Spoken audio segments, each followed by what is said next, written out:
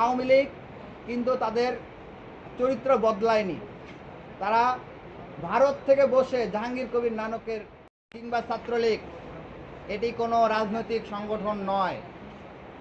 একসময় এটি রাজনৈতিক সংগঠন থাকলেও থাকতে পারে, কিন্তু এটি এখন কোনো রাজনৈতিক সংগঠন নয়, বরঞ্চ জাতিসংঘ স্বীকৃত সশস্ত্র জঙ্গি সংগঠন, যাদেরকে সরাসরি জুলাইয়ে এবং জুলাইয়ের পূর্ববর্তী বিভিন্ন সময়ে সরাসরি বন্দুক কুচিয়ে গুলি করে মানুষকে হত্যা করতে দেখা গিয়েছে। সুতরাং এই সংগঠনটি হচ্ছে সশস্ত্র জঙ্গি সংগঠন এবং এদের তুলনা হয় আইএসআই কিংবা অন্য অন্য যে জঙ্গি সংগঠনগুলো রয়েছে তাদের সাথে।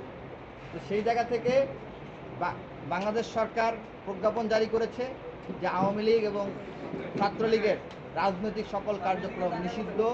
সুতরাং বাংলাদেশে তাদের কোনো ধরনের রাজনৈতিক রাইট আইনত নিষিদ্ধ এবং দণ্ডনীয় অপরাধ। কিন্তু আমরা বিস্ময়ের সাথে লক্ষ্য করছি 12 ফেব্রুয়ারিতে নির্বাচন হয়েছে, 13 ফেব্রুয়ারিতে আমরা লক্ষ্য করেছি পঞ্চগড়ে স্থানীয় বিএনপি নেতার উপস্থিতিতে এবং তার শেল্টারে প্রকাশ্যে ইউনিয়ন আওয়ামী লীগের অফিস খোলা হয়েছে এবং তার একদিন বা 2 দিন পরে 2 দিন বা 3 দিনের মধ্যে প্রায় 15 থেকে 20টি জেলায় আওয়ামী লীগ এবং ছাত্রলীগের অফিস খোলা হয়েছে। তাহলে এটি কাদের ছত্রছায়া হচ্ছে? কারা তাদেরকে ছাড় দিচ্ছে? আজকে তারা তাদের সন্ত্রাসী কর্মকাণ্ড করতে করতে এমন পর্যায়ে পৌঁছে গিয়েছে যে আজকে তারা মহাখালীতে দেখেছেন আপনারা ককটেল বোমা তারা বিস্ফোরণ ঘটিয়েছে। এটি বাংলাদেশের নিরাপত্তার জন্য হুমকি। আমরা মনে করি তারেক রহমান সাহেব বাংলাদেশের বর্তমান প্রধানমন্ত্রী, তিনি যদি মনে করেন তিনি এই সশস্ত্র জঙ্গি সংগঠনগুলোকে স্পেস করে দিবেন, তাহলে আমরা বলতে চাইব তিনি আসলে ভুল পথে পদার্পণ করছেন। যেই ভুল 1981-তে মেজর জিয়াউর রহমান করেছিলেন।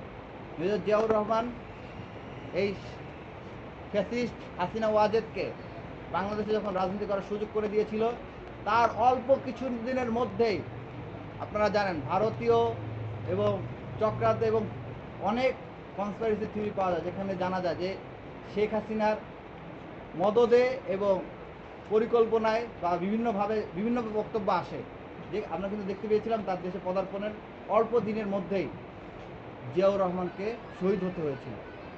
তো এই ধরনের এই ঘটনা থেকে আমি আশা রাখবো বিএনপি শিক্ষা গ্রহণ করবে এবং অন্তত পক্ষে যারা সরাসরি ফৌজদারি অপরাধের সাথে জড়িত, যারা জুলাইয়ে গুলি করেছে, জুলাইয়ের পূর্ববর্তী সময় মানুষের উপর নির্যাতন করেছে, তাদের প্রত্যেককে বিচারের মুখোমুখি করবে। যদি তারা সেটি করতে ব্যর্থ হয় এবং যেভাবে চলতেছে সেভাবেই চলে, আপনারা দেখেছেন যে সেলিনা হায়াত আইভি, যিনি জুলাই হত্যা মামলার আসামি, তাকে জামিন দেওয়া হয়েছে। শিরিন শারমিন চৌধুরী, তারপর সাবের হোসেন চৌধুরী, এই ধরনের অনেক আওয়ামী লীগের আপনার কেন্দ্রীয় নেতা যারা প্রধান নেতৃত্ব, তাদেরকে জামিন দেওয়া হয়েছে। তারা বাসা বাড়িতে অবস্থান করছে এবং তারা সেখানে বসে বাংলাদেশকে অস্থিতিশীল করার বিভিন্ন ধরনের চক্রান্ত চালিয়ে যাচ্ছে। আপনারা দেখেছেন এরা আওয়ামী লীগ কিন্তু তাদের চরিত্র বদলায়নি।